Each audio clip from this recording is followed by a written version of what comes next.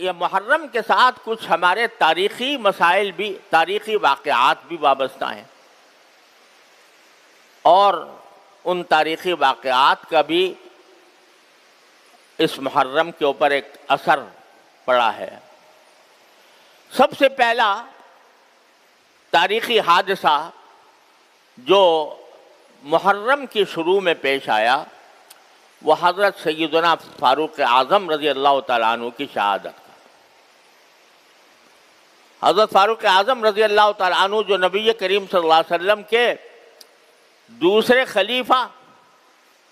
وہ خلیفہ جن کے بارے میں آپ نے فرمایا کہ اگر میرے بعد کوئی نبی ہوتا تو عمر ہوتا، جن کے جنت میں آپ نے محل دیکھا اور آ کر بتایا کہ میں نے تمہارا جنت کے اندر محل دیکھا ہے، جن کے بارے میں صراحت یہ فرمائی کہ عمر فی الجنہ، حضرت عمر جنت میں ہیں، ان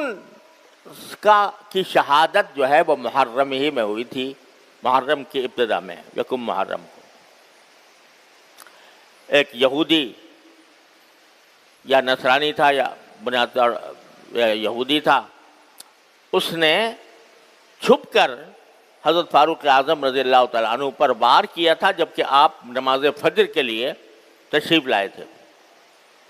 اور اسی وار کے نتیجے میں حضرت فاروق اعظم رضی اللہ تعالیٰ عنہ کی پھر وفات ہوئی۔ یہ افسوسناک اور اندوہناک اور ملت کے لیے عظیم سانحہ وہ اسی محرم میں پیش آیا۔ پھر دوسرا عظیم سانحہ جو خاص عاشورہ میں پیش آیا وہ حضرت سیدنا حسین رضی اللہ تعالیٰ عنہ کی شہادت، نبی کریم سرور دو عالم صلی اللہ علیہ وسلم کے نواسے،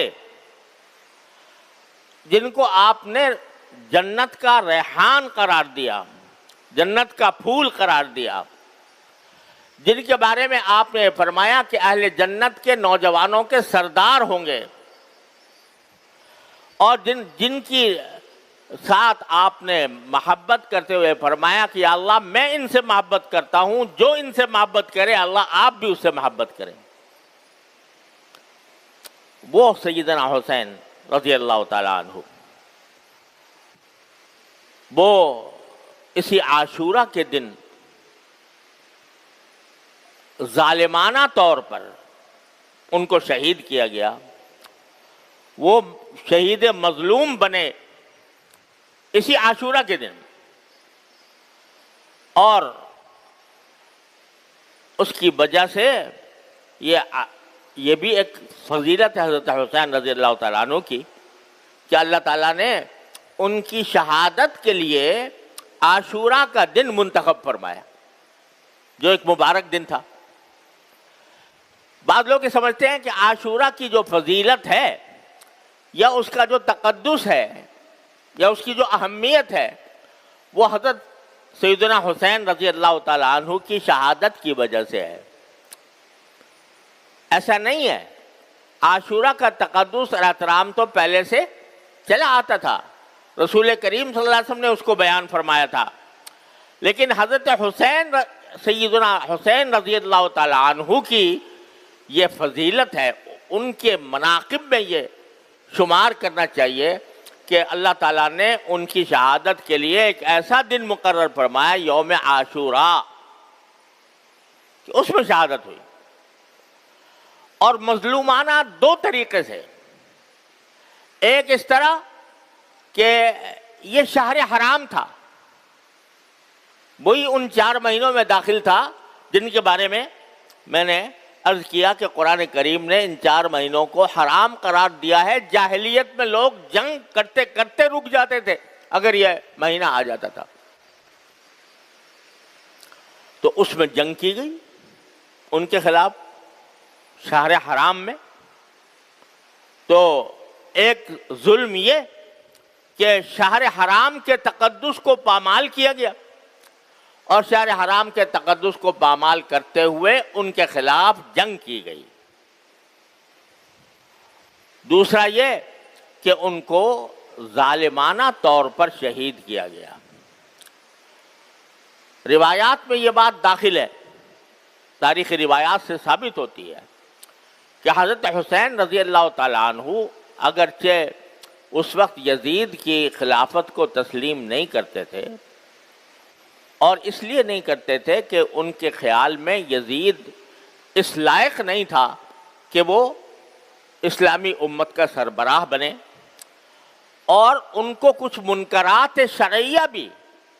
ان پر ظاہر ہوئے تھے کہ یہ منکرات شرعیہ کا ارتکاب ہو رہا ہے، تو اس کے خلاف حضرت سیدنا حسین رضی اللہ تعالیٰ عنہ نے یہ سفر کیا تھا۔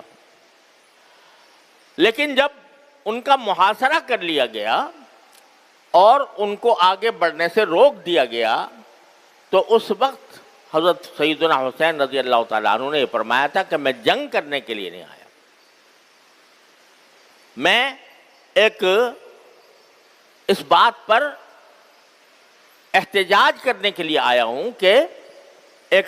ناجائز حکمران کو حکمران بنا لیا گیا۔ لیکن یہ بھی شریعت کا چونکہ حکم ہے کہ اگر کوئی ناجائز طور پر حکمران بن جائے، اس کا اقتدار قائم ہو جائے، تو پھر اس کو مجبوری کے طور پر قبول کیا جاتا ہے جب تک کہ اس کو ہٹانے کا کوئی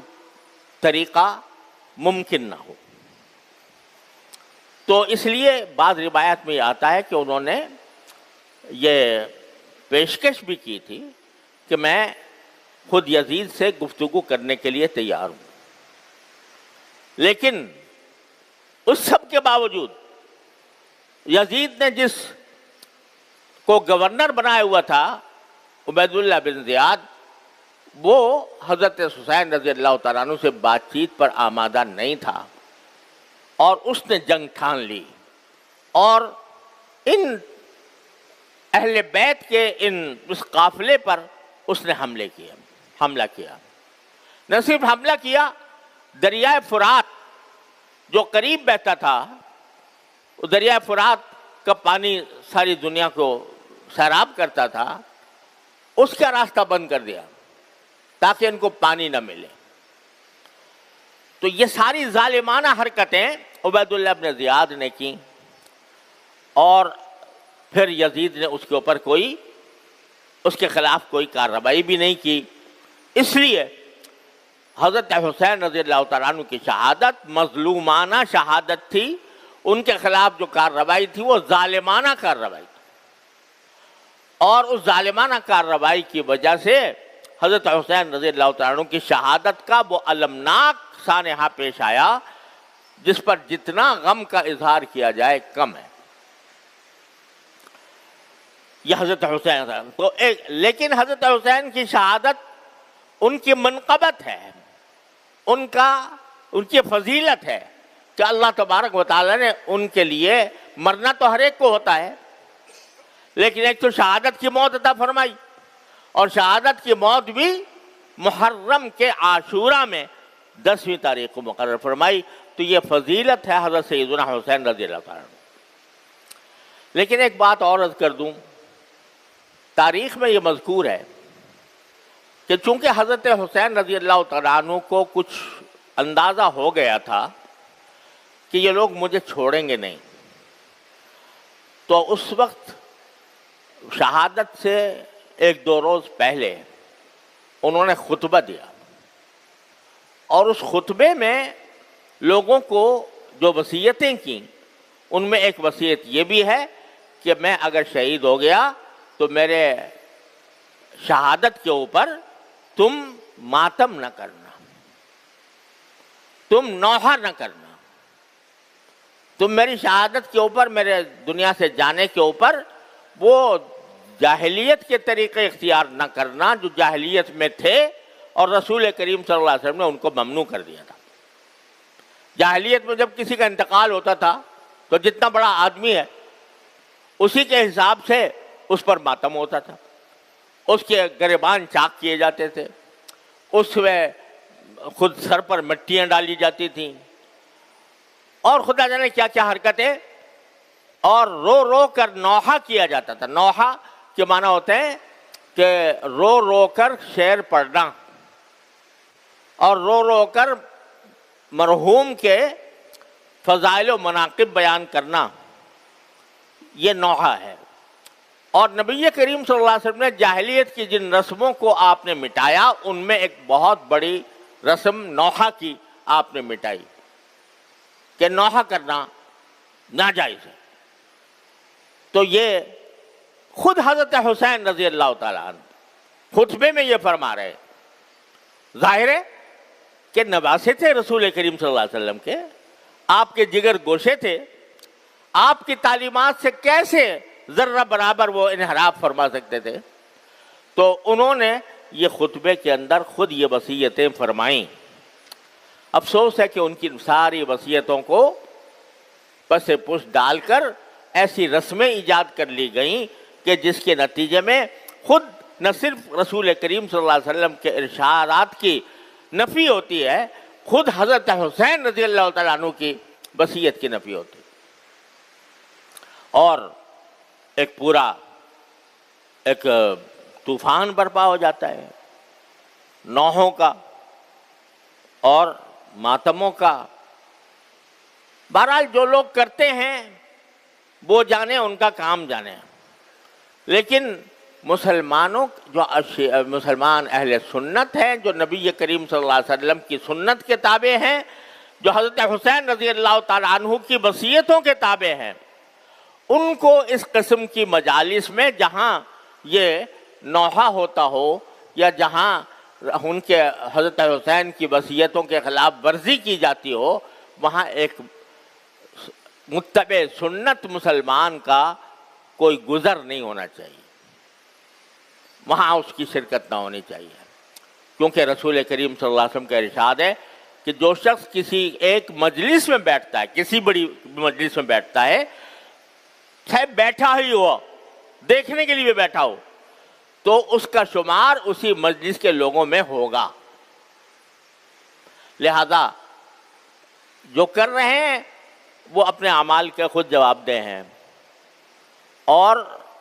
ہمیں ان سے تعرض اس لیے نہیں کرنا کہ ہمیں اس کا حکم نہیں دیا گیا۔ یہ بعض لوگ سمجھتے ہیں کہ یہ جو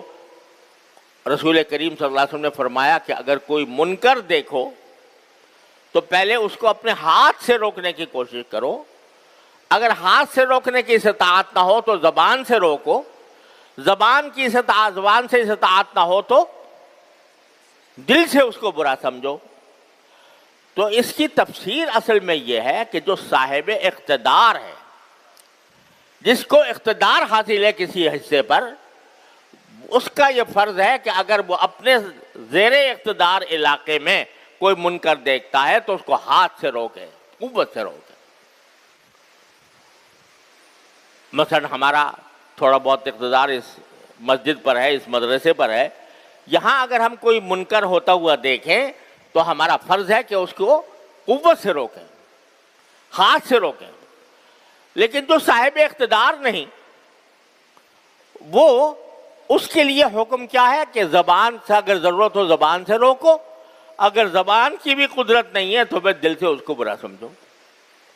لہذا جو لوگ یہ رسمیں بجا لا رہے ہیں، نوحے کی، ماتم کی، جلوسوں کی، تعزیوں کی، جو کر رہے ہیں اس کے وہ اعمال کے خود ذمہ دار ہیں۔ ہم اس بات کے مکلف نہیں ہیں کہ ہاتھ سے جا کر ان کو روکیں یا ان سے لڑیں یا ان سے کوئی جنگ مول لیں یا ان کے اوپر حملے کریں یا ان کے ساتھ کوئی اشتعال انگیز کارروائی کریں۔ ہمارا کام یہ ہے کہ اس کو برا سمجھیں، غلط سمجھیں، لیکن پرامن رہیں۔ تو اس طرح یہ ایک اعتدال کا راستہ ہے جو شریعت نے ہمیں بتایا ہے، اسی اعتدال کے راستے پر قائم رہنے کی ضرورت ہے۔ اللہ تبارک و تعالیٰ اپنے فضل و کرم سے، اپنی رحمت سے ہمیں عاشورہ کی فضیلت کا حقدار بھی بنائے، اور اس کی تقدس اور اس کی برکات سے ہماری زندگیوں کو روشن فرمائے۔ وآخر دعوانا الحمدللہ۔